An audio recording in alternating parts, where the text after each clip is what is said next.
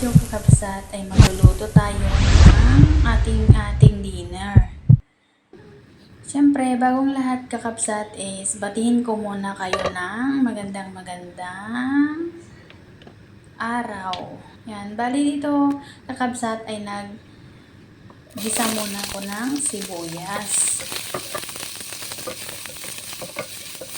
Pagkatapos ko nga naggisa ng sibuyas kakabsat is inilagay ko naman na itong beef. Pagkatapos ay nilagyan ko na nga rin dito ng black sauce. Bali, dinagdagan ko nga dyan kakabsat para maganda naman yung kanyang kulay. At dito, naglagay nga ako dito ng teriyaki sauce. Bali, hindi pa nga ako kontento sa kulay niya, kaya dinagdagan ko ulit ng black sauce. Pagkatapos ay nilagyan ko na rin dito ng konting oyster sauce. Bali, ganyan lang guys ang pagluto ko dyan kasi igigisa ko lang. Bali, natapos ko na nagluto ng oyster sauce beef. Sunod ko naman magluto ng sausage with egg. Dito, init nga muna ako dito ng mantika at saka nilagay ko naman na yung sausage.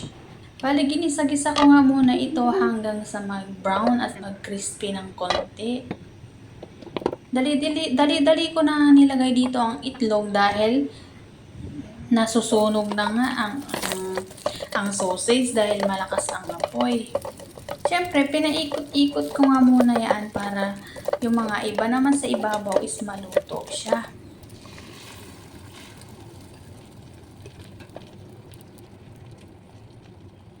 Hintay ko nga yung maluto bago ko babaliktarin.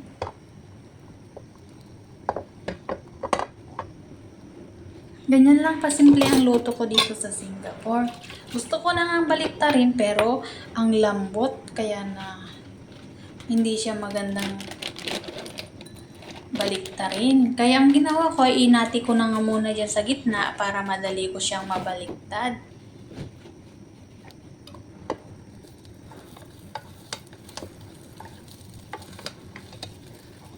Bali, ganyan lang nga lang ang pagluto ko dyan. Ipiprito ko lang siya.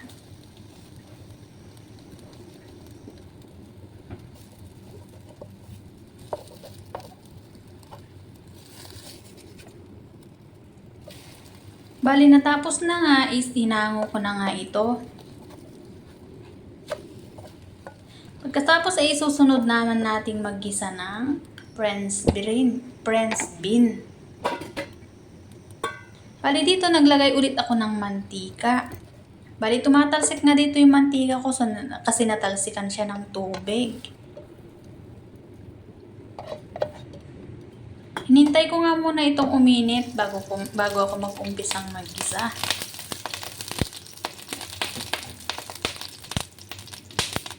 Bali, nilagay ko na nga dito yung garlic.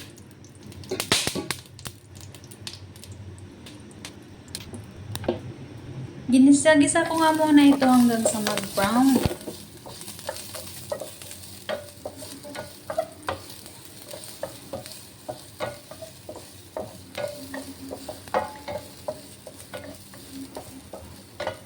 Bali, okay na nga yung garlic at nilagay ko na rin dito yung small shrimp.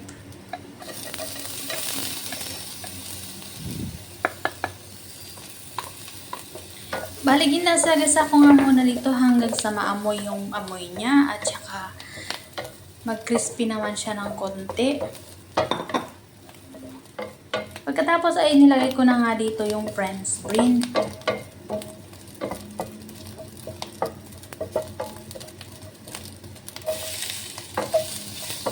Bali, ginasa-gisa ko nga muna dyan para medyo matanggal-tanggal yung amoy.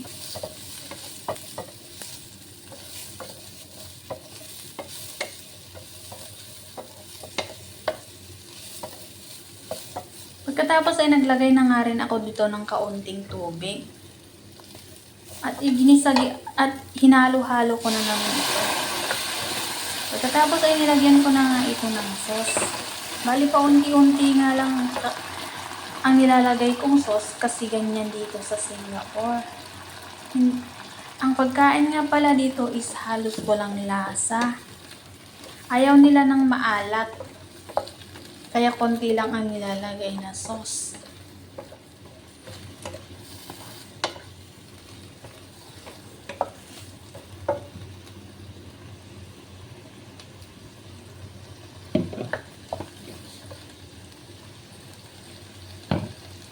Hinalo-halo ko na nga ito at hanggang sa maluto.